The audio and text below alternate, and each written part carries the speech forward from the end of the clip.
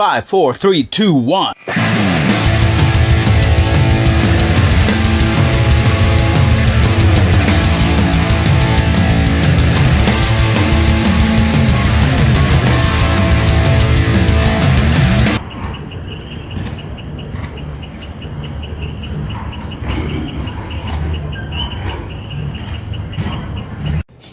This is Lights, Camera, Super, action. and this episode should be sponsored by Jack Daniel's Honey, but it isn't.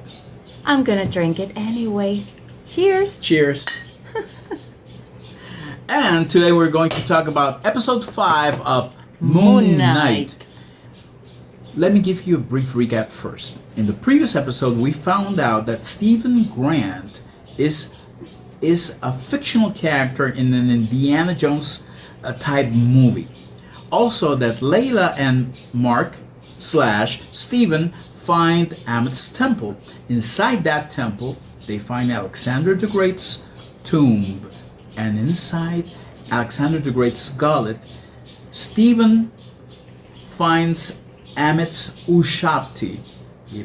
Just when he brings it out and thinks that he has won, Layla and him start going into an argument regarding the murder of Layla's dad. That gives Arthur Harrow, time to catch up, and he shoots Mark Spector in the chest twice. Just when we think he's dead, he falls on shallow water, but somehow he starts sinking as if he has fallen in a deep pool, and he finds himself in a psychiatric ward where Arthur Harrow is his shrink, and everyone we have seen before is either a patient, an orderly, or a doctor. And at the end of that episode, we meet an hippopotamus face god called Tyrant. Hi. Yes, exactly. And on episode 5, Harrow finds that Stephen he talks to Mark first, and things happen in 3 places: in Mark Spector's house, in the psych ward, and in Toward's ship. Toward is somehow a mother figure because Mark's true mother has a big role in this episode. What are your first impressions regarding this episode? Well, there's a lot of this perfect case study for psychology, parapsychology, and mythology. We are inside Mark Spector's mind, and we found out he's the director of all these adventures and misadventures. The psych ward is Mark Spector's, let's say, the purgatory in his mind. Okay. Each room portrays a traumatic memory of Mark, and we see how he develops the DID syndrome.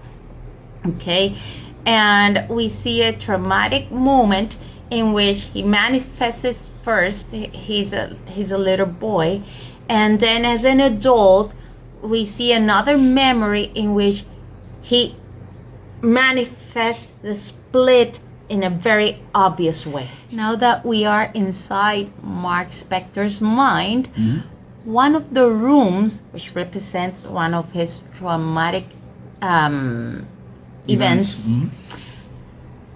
we finally meet his family. Yes. We meet his mother, his father, and we found out he had a brother. Mm-hmm. In that situation, in which they were casually playing, we see that his mother puts too much responsibility on Mark's shoulder by telling him that he has to watch over his brother, his little brother. He has to take care of his little brother. I mean, But that's common. it isn't that an adult's responsibility, not a kid's responsibility. Yeah, true. I don't know. It's a kid. He doesn't have the maturity to do that. Still, the kid has a good intention to take care of him. So they get into this adventure inside a cave, and accidentally his little brother dies. Yeah, because there's a lot of rain and There's a flood. And there's a flood inside There's the a cave. flood inside the cave. Apparently he died drowned. He drowned. So his mother got so torn up because of the situation that she took all the blame on him. She became an alcoholic and an abusive mother. Yes, I mean, yes, she did. she took literally all the blame on him, and he carried that guilt throughout his life, and that triggered the DID syndrome. Yeah, in one of those Because episodes of violence, Yeah. he became he was so afraid Yeah. that he His looked at the escape. poster Yeah.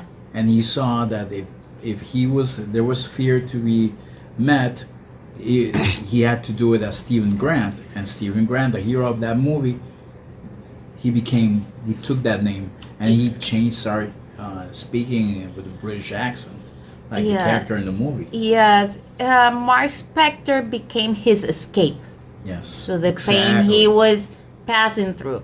But during the pain, apparently, he developed another character that they have not mentioned in any of the episodes. But apparently, that is Jake Lockley. Yeah, the guy who was The one who sarcophagus learned. that was moving, that was in red. Yeah, the one that was standing up. Apparently, that's the aggressive that represents the aggressive side of his mom. So he finally escaped of everything, and there's this another room in which it shows that he doesn't want to be present in his mother's funeral. So there's where we see As a grown up. And she passed away 2 months ago, right? Yeah, 2 months ago, before the first episode of Moon Knight. So there's where we see that Mark Spector doesn't have control of Stephen Grant anymore. So Stephen Grant just manifests itself in the real world, and like we said in our first video, Layla didn't even know who he was anymore. So Yeah.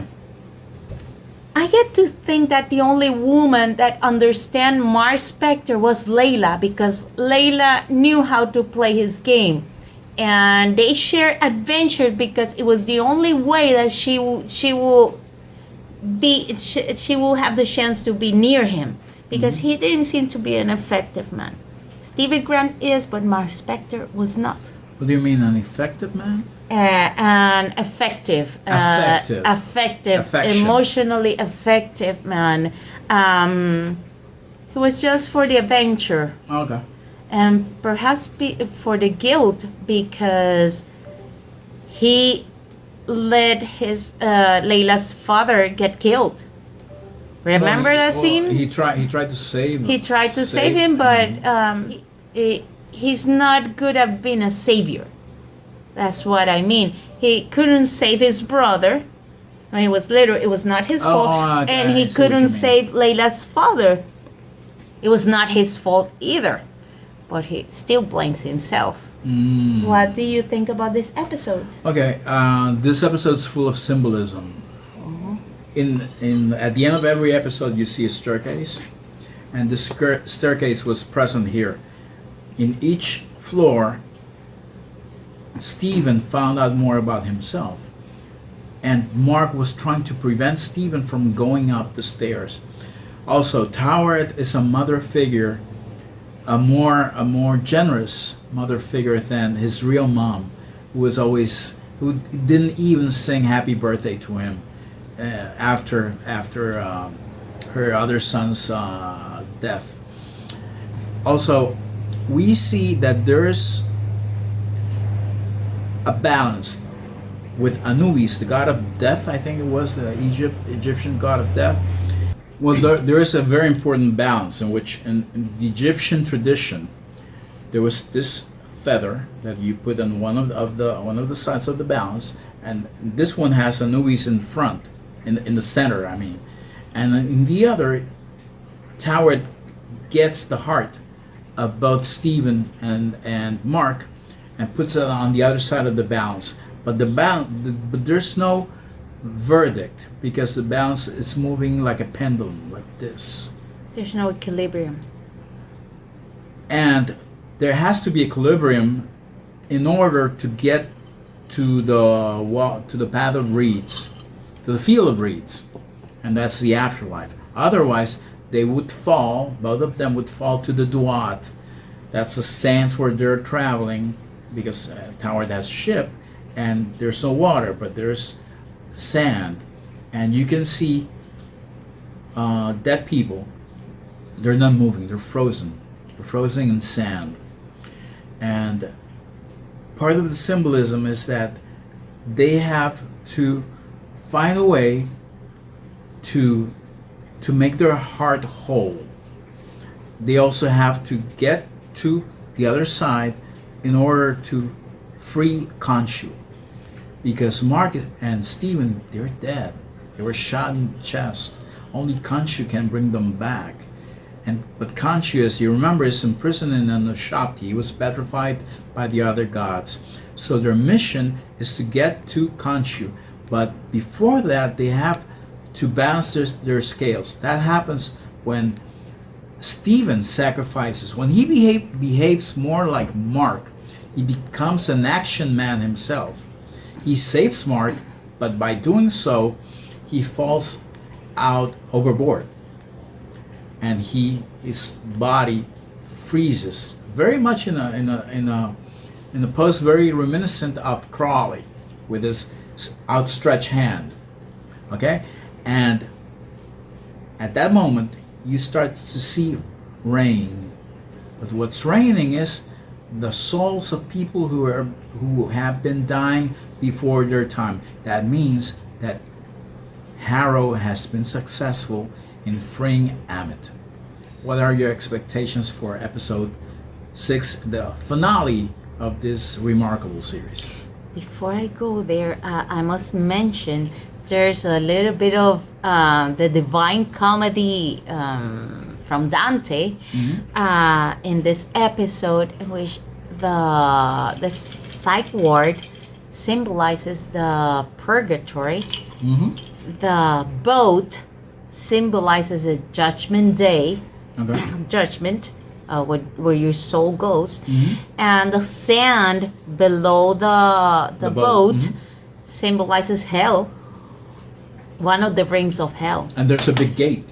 And that should be heaven, I guess. There's a big gate, and then we see a field of reeds, which represents heaven. With a Mexican song. With the Mexican song, very Encanto. Encanto's from Co. Yeah, it's Encanto from the. No, let's say it's like Coco. Okay, yeah. Like Coco from Disney. Oh, I love it. It's really. Okay. It's touching. So that's why I say, oh well. What are you expecting for this next episode, the finale? Well, I want to know what happens to Layla, if she's dead, if she's trapped, if she made her way to escape, how Arthur Harrow unleashed Amit. I know he was going to do it, but how? How it happened. Yeah, but still, we want to know how it happened. There's magic. And if you notice, inside the psych ward, there's Mark with a bandage, like if he was hit in the nose, and he had a more aggressive behavior. And he looks a little bit street smart. He looks different from Stephen, who's very naive, and from Mark, who's who is a mercenary, but he's a cultured man. Yes, he looked more aggressive than Mark, and Stephen's not even aggressive. Stephen is more like his father. He's like Yeah, he soft. likes to bring peace. He's more human than his mom. So yeah, that's what I noticed, and yeah. And did you notice that he was wearing a yarmulke? I think that's what the Jewish religion, Orthodox Jewish religion uses. Yeah, that was a good symbolism when you start asking questions that really challenges your faith. Yeah. When you have a trauma, suffering that you cannot solve by yourself, you blame it on religion, but then you realize religion doesn't have to do anything with it. It's yourself. You have to work But on yourself. the thing is that also Tarot says that they're seeing one afterlife, that there are many, There are many. and it depends on how on the upbringing and culture that each person had. Yeah, remember Black Panther? Yeah, Remember exactly. Thanos when he saw his daughter Uh-huh. in Warmere?